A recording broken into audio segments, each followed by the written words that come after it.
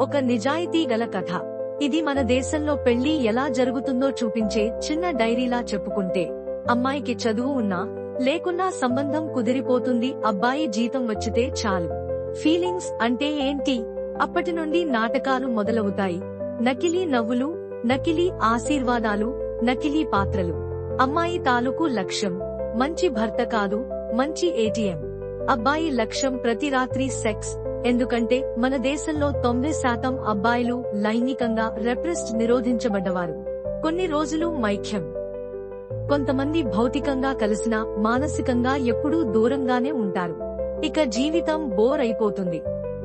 సరిగ్గా టైంలో pull out చేయకపోయి పిల్లలు పుడతారు. ప్రేమ, romance all confined to movies. మధ్య తరగతి మహిళ ఎప్పుడూ అసంతృప్తిగా ఉంటే అబ్బాయి జాబ్ తో ఫ్రస్ట్రేషన్ లో బతుకుతాడు. ఆ అబ్బాయి పని చేసి అలసిపోయి ఇంటికి వచ్చాక భార్య ఒడిలో తలపెట్టి తలరాయాలి అనుకుంటాడు. కాని తాను ఓ లూజర్ అన్న వాస్తవం గుర్తుకు వస్తుంది.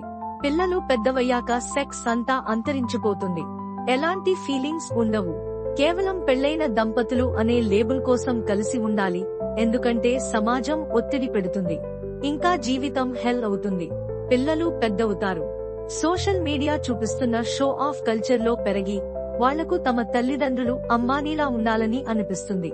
ముసలివారయ్యాక కూడా ఇప్పటికీ చిన్న విషయాల మీద గొడవలు, గతాన్ని తవ్వడం, అసంతృప్తి, బాధలు, చివరికి చావు.